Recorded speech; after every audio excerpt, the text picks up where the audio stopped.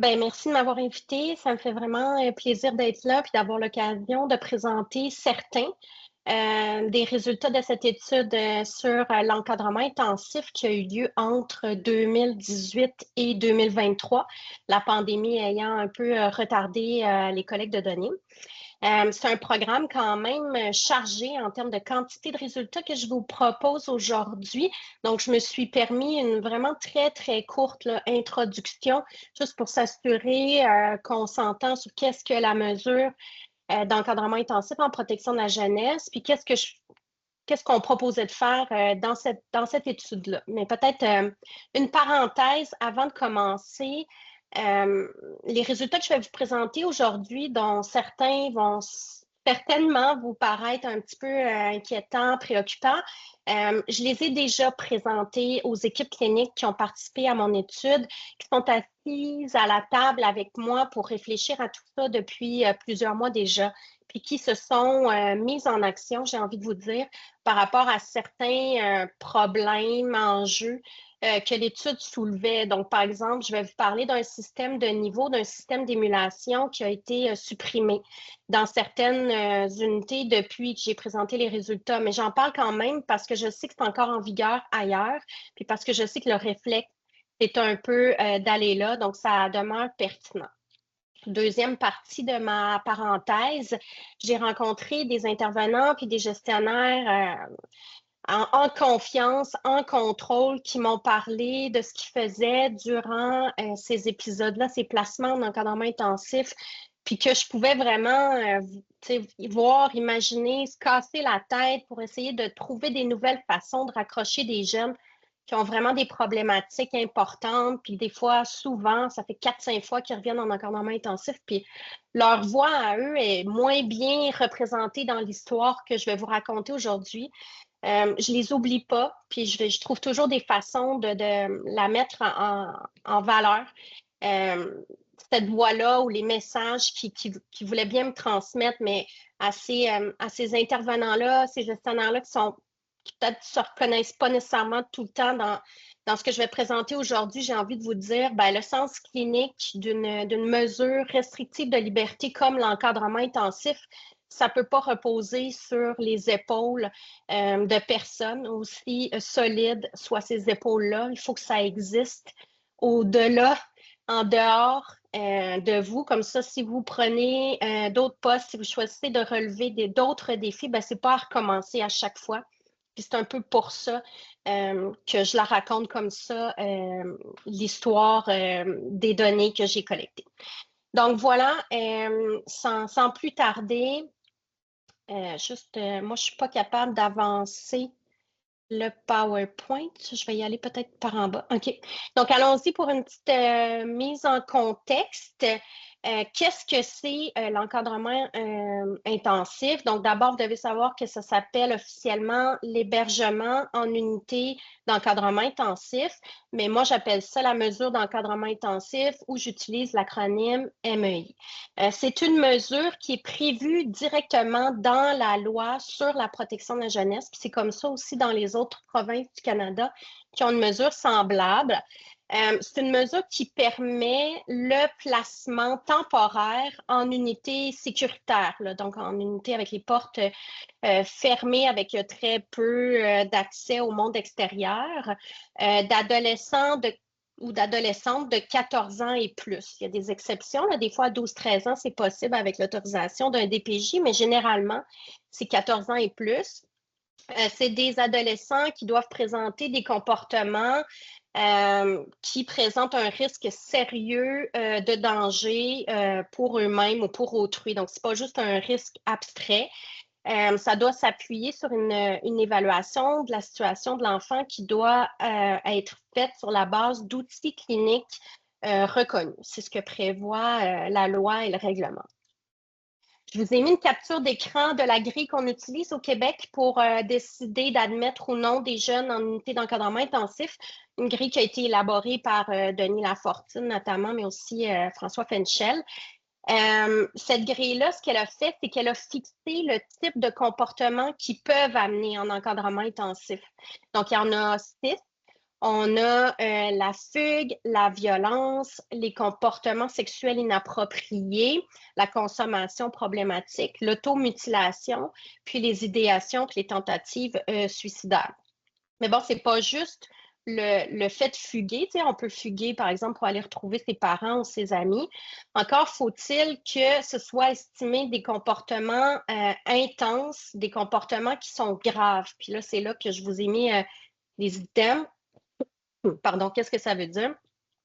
Donc, l'intensité pour la fugue, nombre de jours en fugue, est-ce que la fréquence a augmenté depuis le dernier mois? Puis gravité, ce serait plus le type d'activité durant la fugue, donc la prise de risque durant la fugue. La récurrence des mesures est aussi considérée. Donc, qu'est-ce qu'on a mis en place par rapport à ces comportements-là? L'idée étant que l'encadrement intensif, c'est pas supposé être la première réponse, c'est plus de dernier recours. Donc, qu'est-ce qu'on a mis en place et puis est-ce que ça a fonctionné?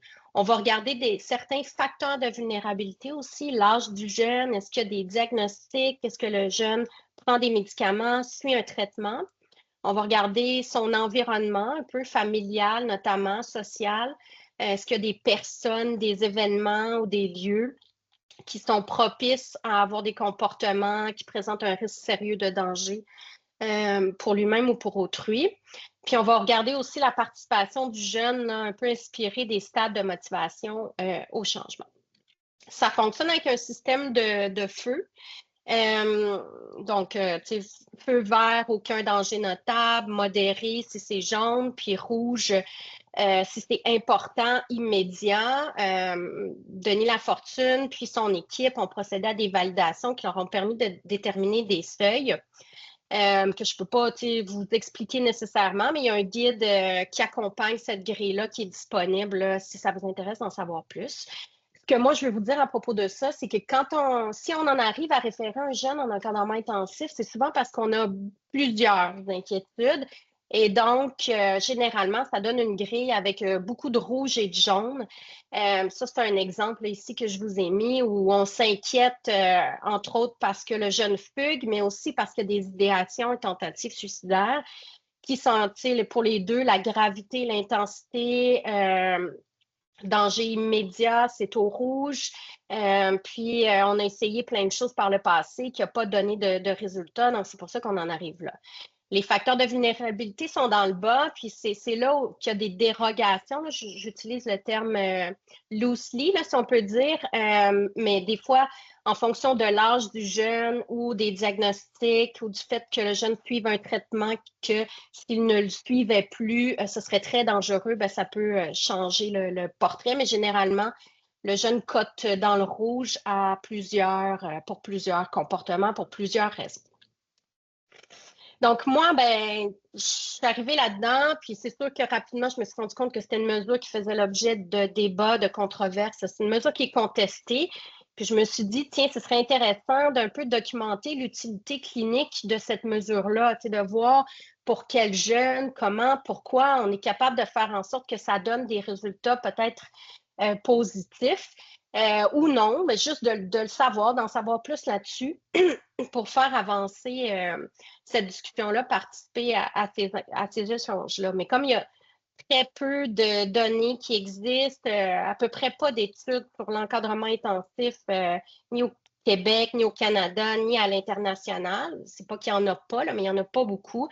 Je me suis dit, je vais essayer de combiner les sources de données pour essayer d'aller chercher une petite profondeur là-dedans, là, même si je peux pas non plus faire une étude avec un devis super rigoureux d'évaluation de tout ça. Donc, en exploration, qu'est-ce que je peux faire? Je me suis dit, ben, je vais aller voir des jeunes, on va regarder leurs expériences durant un épisode d'encadrement intensif.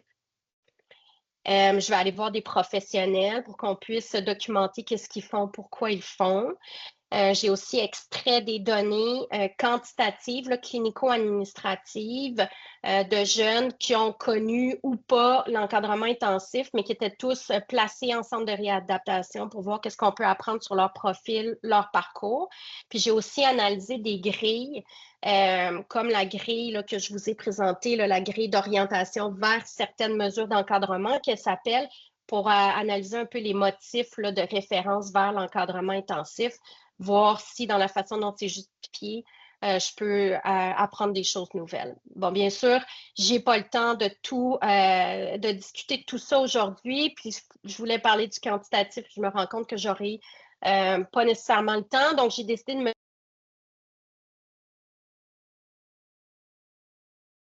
Ton micro s'est fermé, Mathilde. Ouais, je sais pas pourquoi, hein, j'ai rien touché. Donc voilà, excusez-moi, j'ai décidé de me limiter au volet qualitatif pour aujourd'hui. Ça fait déjà très chargé, comme vous allez le voir, mais j'espère que vous me réinviterez pour parler des autres données que j'ai qui racontent aussi des histoires intéressantes. Donc, allons-y pour la parole aux jeunes. Je vais y aller avec l'échantillon. Donc, moi, j'ai rencontré 25 adolescents et adolescentes durant un épisode d'encadrement intensif. Comme vous pouvez le voir là en bas de l'écran à droite, c'est des jeunes qui n'en étaient pas à leur premier épisode d'encadrement intensif. Donc, il y en avait, incluant celui qu'ils vivaient quand je les ai rencontrés, là, vécu 3,28 en moyenne. La majorité de mon échantillon s'identifiait comme des filles. C'est des jeunes qui avaient 15,8 ans en moyenne, puis qui étaient placés en milieu substitut depuis environ 29 mois.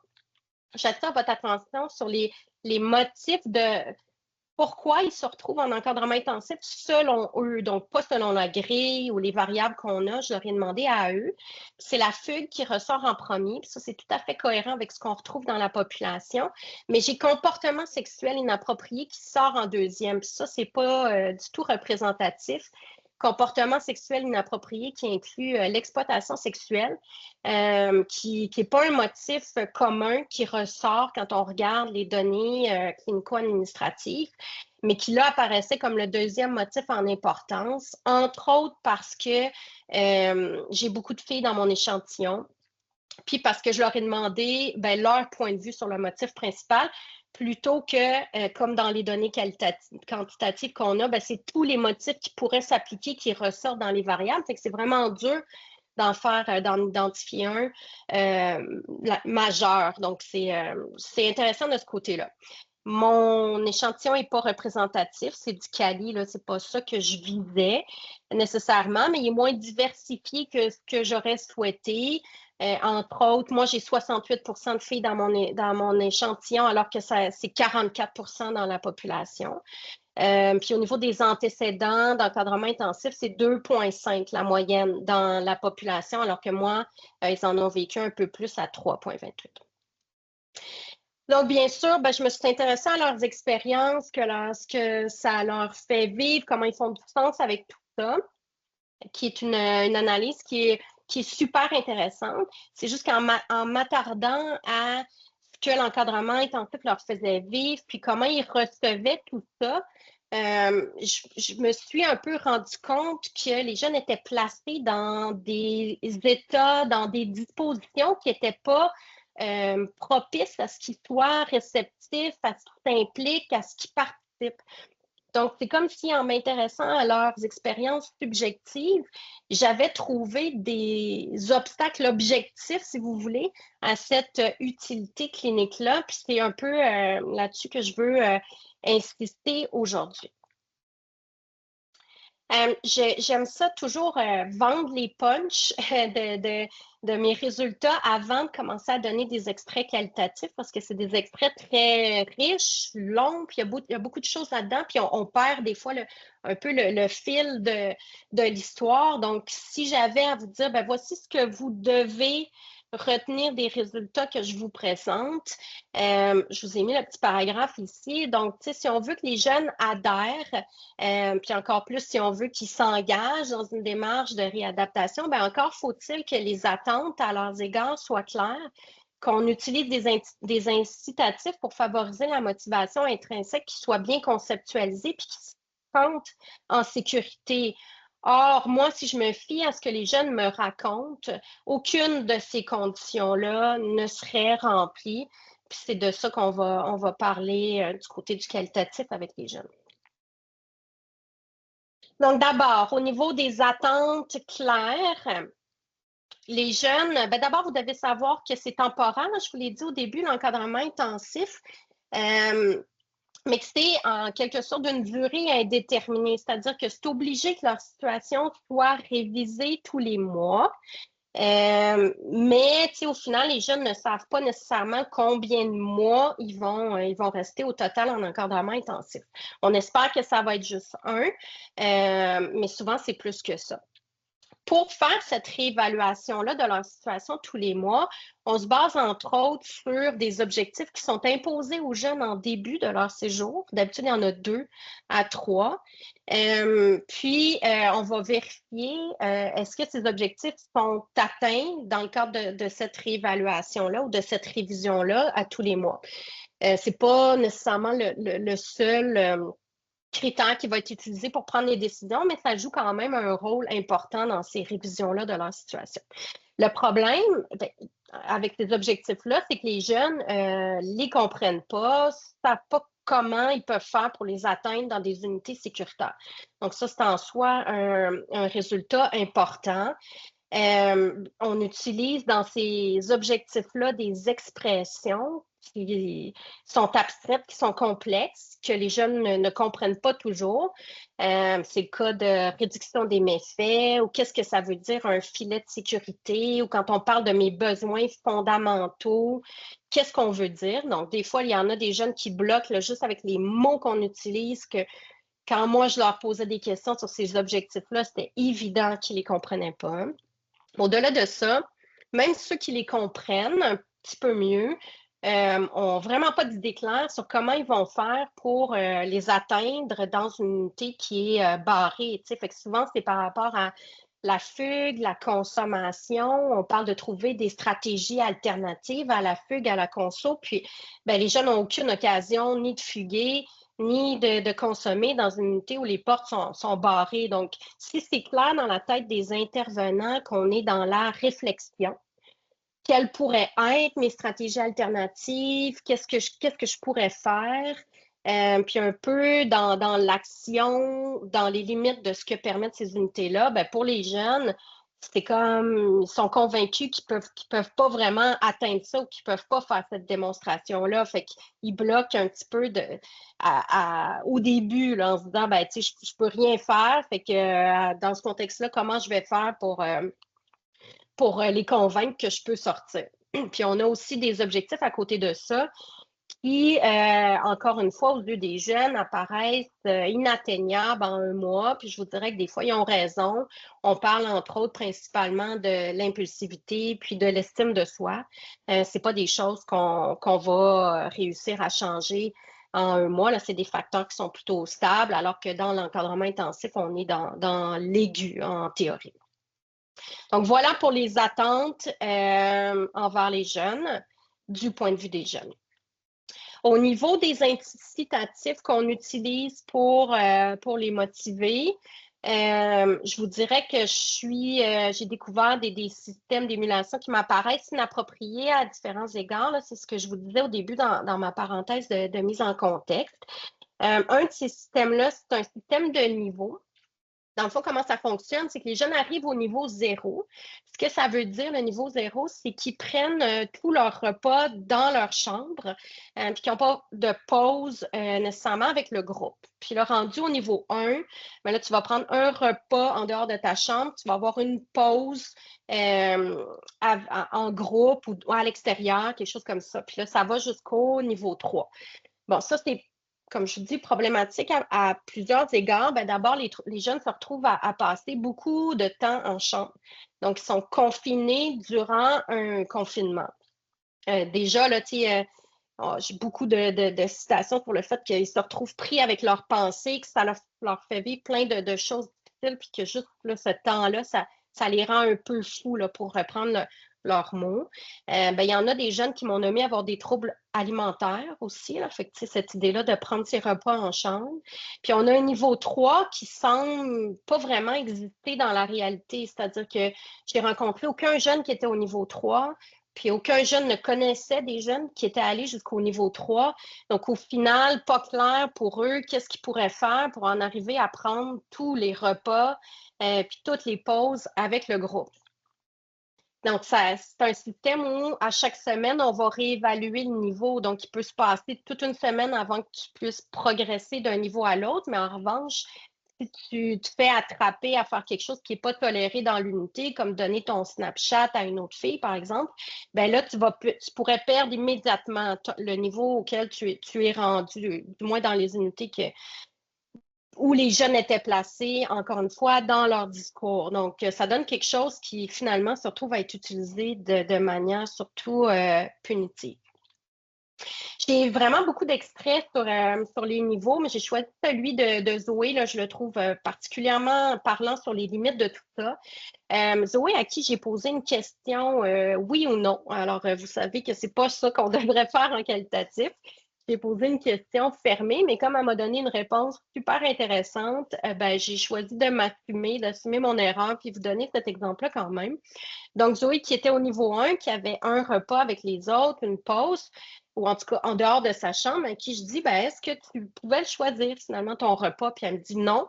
Puis elle dit, tu sais, ça, je trouve ça un peu problématique parce que moi, ils m'ont mis le déjeuner. Puis ben, moi, je dors pas bien. Puis le matin, quand je me réveille, je suis irritable. Puis tu sais, c'est dur pour moi d'être avec les gens. Fait que déjà, c'est pas facile. Mais en plus, je suis la seule en ce moment qui a le déjeuner. Donc, même si je voulais voir du monde, je mange toute seule parce qu'il n'y a personne d'autre qui a le repas du déjeuner en dehors de sa chambre.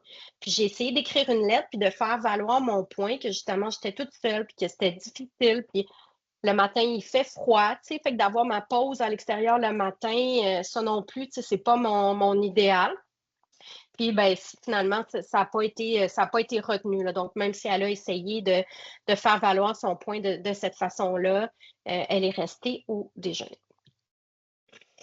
Puis si on en arrive à un sentiment de sécurité dans l'unité, est-ce que jusqu'à quel point les jeunes sont calmes, sont paisibles, sont dans des bonnes dispositions pour prendre le temps de réfléchir, puis pour s'impliquer, s'engager?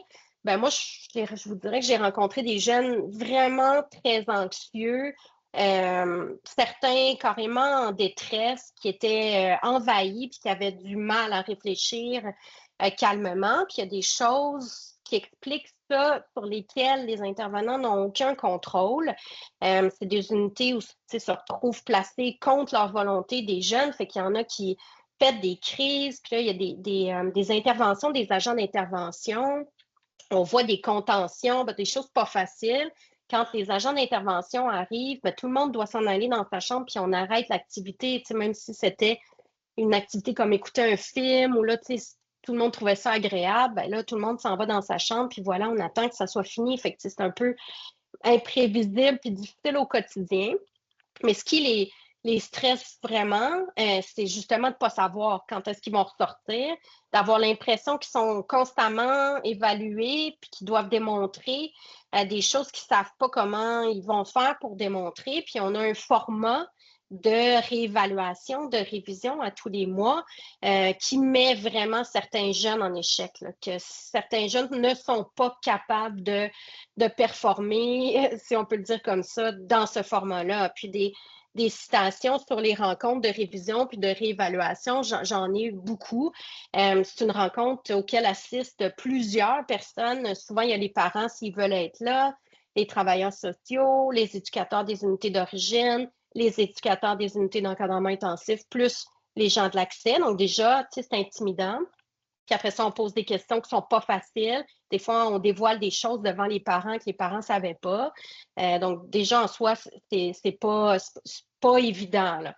Puis là, on a comme Evelyne qui nous dit, ben moi, tu sais, j'avais une équipe stable, mais ça a donné que pour ma dernière rencontre de révision, ben tout le monde autour de la table était nouveau. Je connaissais personne. Tu sais, mon éduc PQJ était parti en vacances. Bon, tu sais, elle expliquait un peu pourquoi toute l'équipe avait changé, mais au final, ce que ça donnait, c'est tous des inconnus que je connais pas. Puis là, ben, j'étais stressée, j'avais pratiqué qu'est-ce que je voulais dire, je m'étais préparée, mais là, tu sais, quand je me suis retrouvée devant toutes ces personnes-là, ça me faisait vivre des émotions, puis j'étais pas capable de le dire aussi bien que comme je l'avais pratiqué. Fait que là, tu sais, je l'expliquais pas bien, puis ils ont décidé de me garder encore un autre 30 jours, puis j'ai pété ma coche. Puis ça, comme je vous dis, là, j'en ai vraiment plusieurs citations là, sur toutes tout ce que ça fait vivre, cette rencontre-là. Puis je pense que ça, c'est quelque chose dans le format, là, dans la façon dont on fait ça, sur lesquels on a du pouvoir, puis on pourrait peut-être trouver des façons de permettre mieux aux jeunes de se sentir mieux, là, justement, de se sentir plus en sécurité, puis comme si cette rencontre-là, c'était à propos d'eux et non à propos de faire la preuve qu'ils méritent de sortir d'une unité super restrictive de liberté. Donc, dans ce contexte-là, là, on a des jeunes qui ne comprennent pas qu'est-ce qu'ils doivent faire pour sortir, des jeunes qui ne sont pas nécessairement très motivés parce qu'ils n'ont pas un système de récompense qui leur permet vraiment de développer cette motivation-là intrinsèque, puis ça passe très vite. Qu'est-ce qu'ils font, les jeunes? Ils font un peu n'importe quoi. Sans surprise, j'ai envie de dire, ne savent pas quoi faire, fait qu'ils essayent de se conformer, ou en tout cas de jouer le jeu de conformisme, d'essayer le plus possible d'avoir une bonne attitude, de se montrer ouvert pour essayer de sortir le plus tôt possible. Puis souvent, je prends des extraits de Mathieu là-dessus, là, qui en a vraiment beaucoup parlé là, de ses stratégies. Où là, lui, il dit, moi, ce que je veux, c'est sortir d'encadrement intensif, point barre, c'est ça que moi, je veux. Donc, tout ce qu'on me demande de faire, je vais le faire. Fait que mon objectif, c'est de prendre soin de moi. Fait que là, moi, j'ai un cahier, puis j'écris, OK, qu'est-ce que j'ai fait pour prendre soin de moi? J'ai pris ma douche, j'ai nettoyé ma chambre, j'ai fait du sport. Même si je ne le pense pas, je le fais, je l'écris, j'essaie de montrer, que j'essaie des affaires. Puis là, dans le deuxième paragraphe, je dis, OK, mais prendre soin de soi, je comprends comment tu fais, mais tu as un objectif par rapport à la consommation. Est-ce que tu peux me parler de celui-là? Puis là, il dit, moi, ma stratégie avec ça, c'est de ne pas parler de consommation. Je fais semblant que je me sens bien sans consommer, que je suis presque heureux qu'on m'ait mis là, puis que ça me fait me sentir mieux, que je suis de bonne humeur, même si j'ai envie de consommer, même si je ne le pense pas, c'est comme ça que j'avance là-dedans. Puis cet extrait-là est vraiment très représentatif. J'avais des jeunes qui développaient en long et en large sur leur stratégie vraiment, auxquelles ils réfléchissent bien plus que ce qui les a amenés en encadrement intensif, de comment je vais faire pour sortir de là le plus rapidement possible. Donc, dans ce contexte-là, le clinique, le care, les soins derrière l'encadrement intensif, est-ce que les jeunes les perçoivent? Non. Puis vous avez un extrait ici de Luca à qui j'ai demandé, puis j'ai posé la question à tous les jeunes, peux-tu me parler des activités que tu as fait, des ateliers, de tes rencontres avec ton éducateur? Puis lui, ce qu'il dit, c'est ça se peut que j'en ai fait, mais je n'ai pas remarqué. Je suis fake un peu là, en encadrement intensif. Moi, je veux juste sortir. Fait que, peut-être que je n'étais pas concentrée. Pour moi, être en encadrement intensif, c'est vraiment comme une sentence. Je fais mon temps.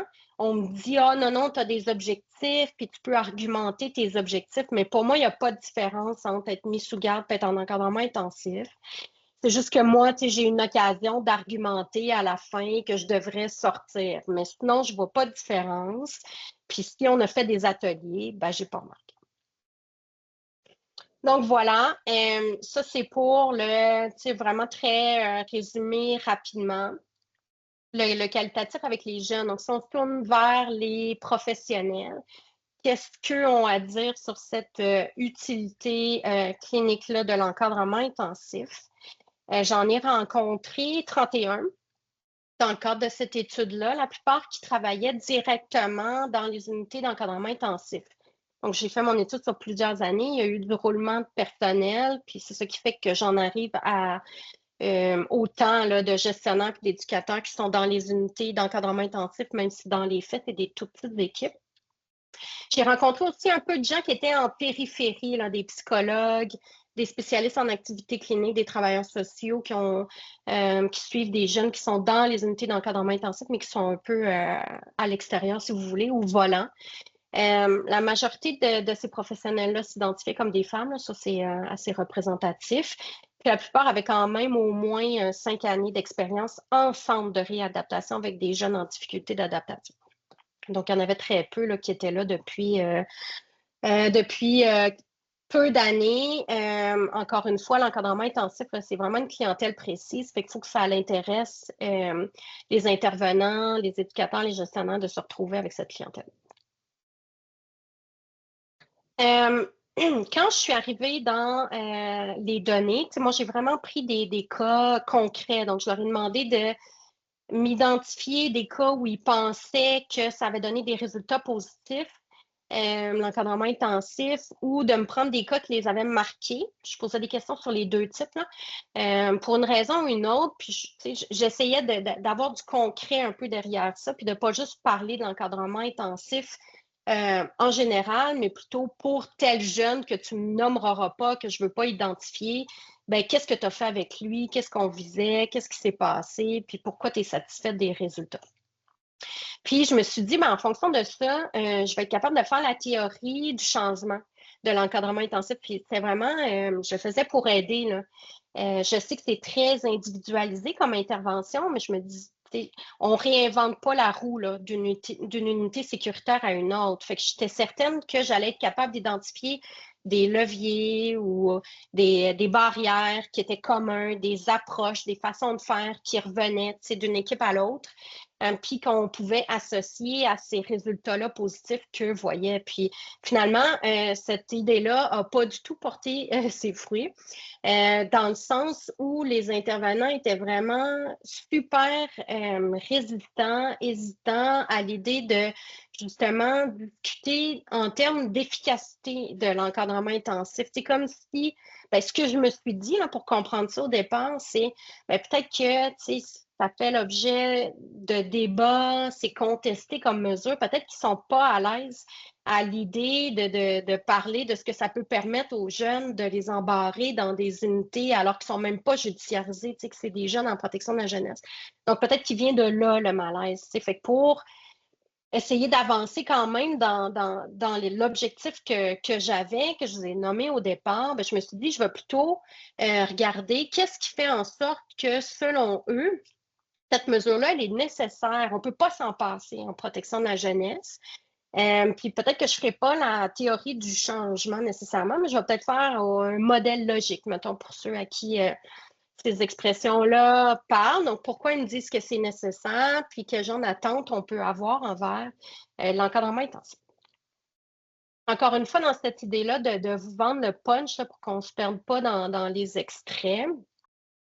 Il y a des critères en fonction desquels on peut déterminer qu'une mesure comme l'encadrement intensif qui est imposée puis qui est très restrictif pourrait tout de même être justifiée,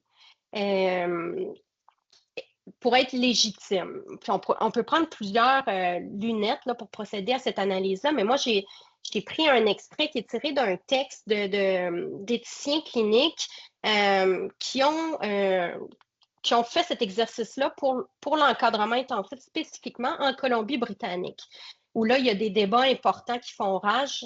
Puis pour l'instant, on a résisté dans cette province-là à mettre en œuvre une mesure comme l'encadrement intensif. Mais ces éthiciens-là proposaient, je pense qu'il y en avait 5 critères, puis quand on regardait qu'est-ce qu'ils avaient proposé, ben, l'encadrement intensif ne passait pas directement au premier, qui était d'une part l'idée justement que l'efficacité de cette mesure-là est documentée.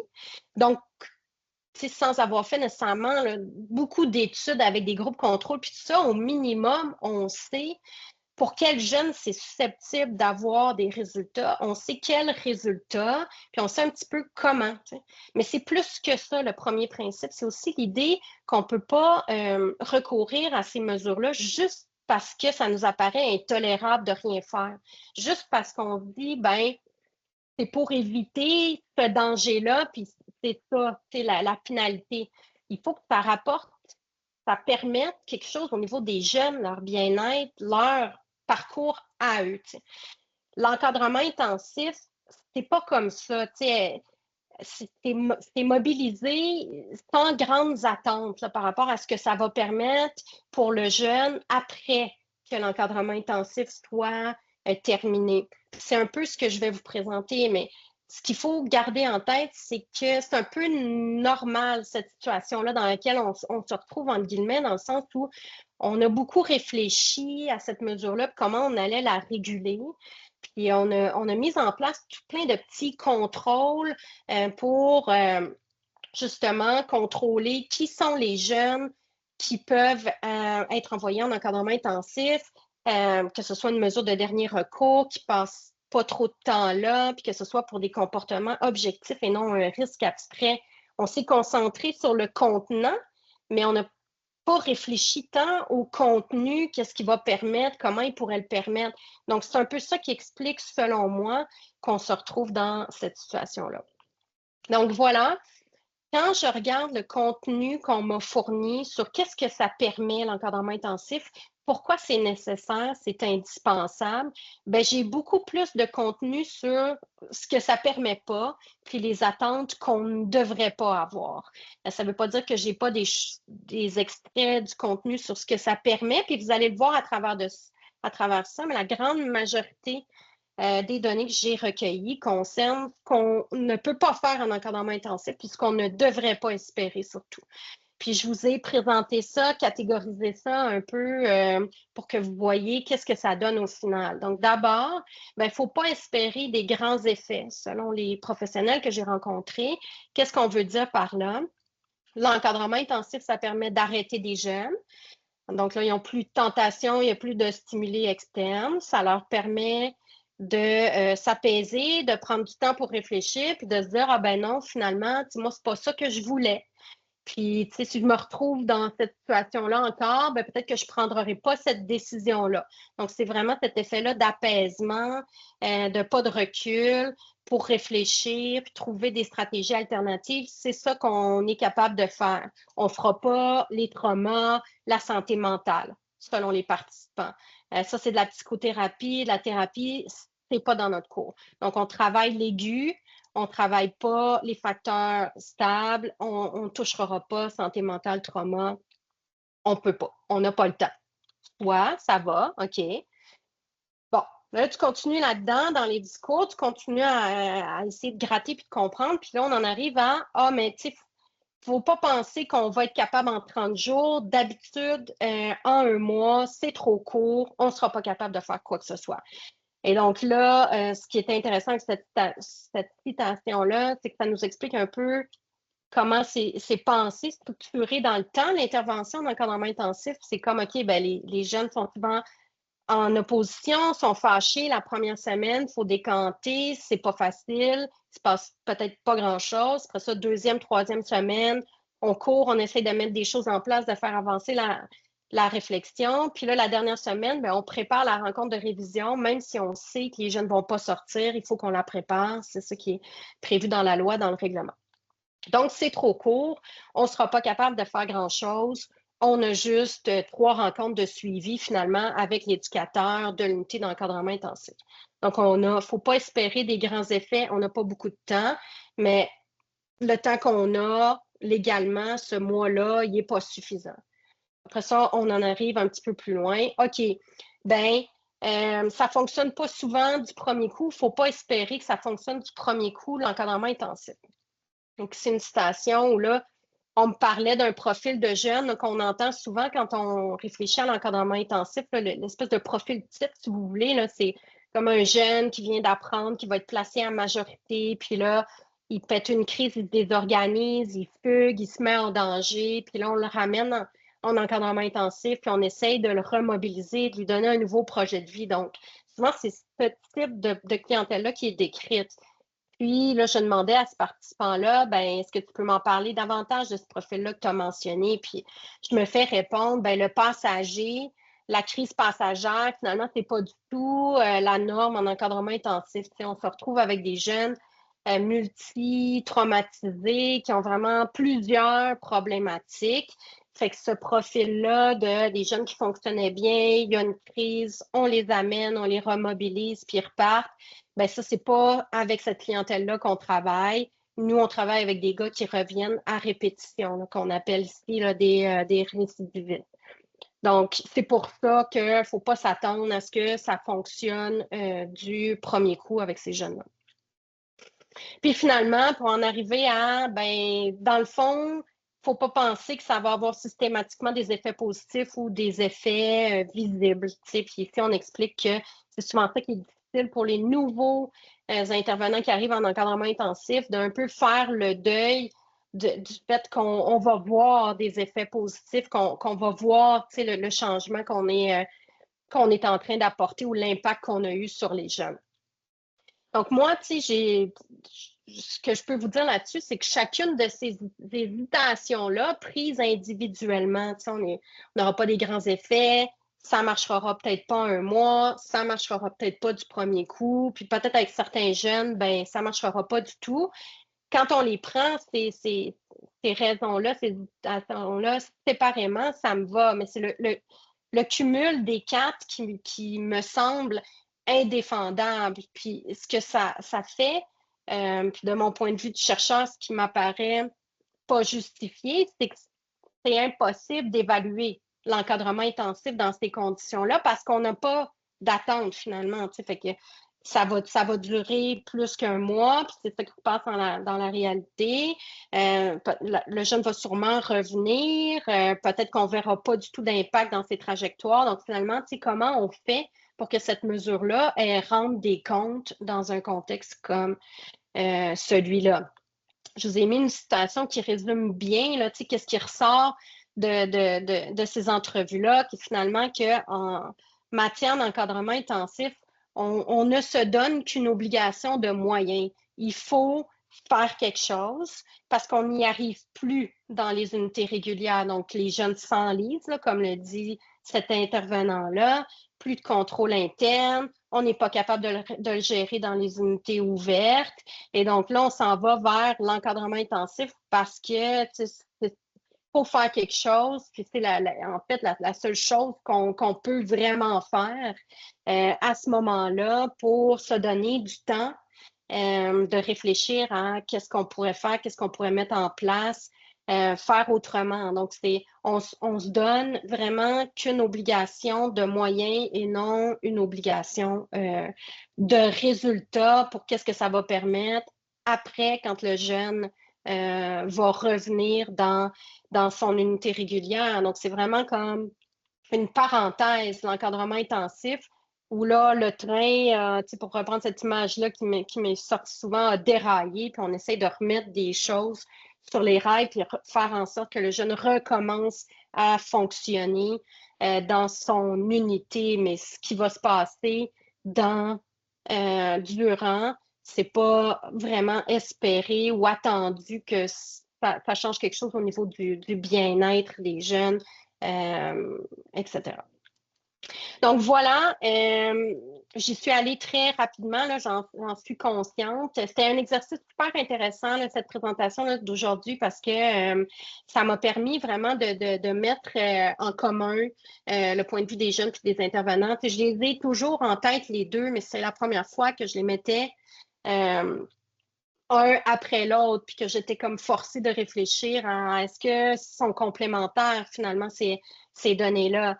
Je sais que c'est pas facile de parler d'intervention, puis de vraiment poser des questions qui permettent d'aller dans le concret. C'est pas non plus facile de faire parler les jeunes des programmes ou des activités auxquelles ils ont été exposés quand on leur impose là, un traitement puis une intervention.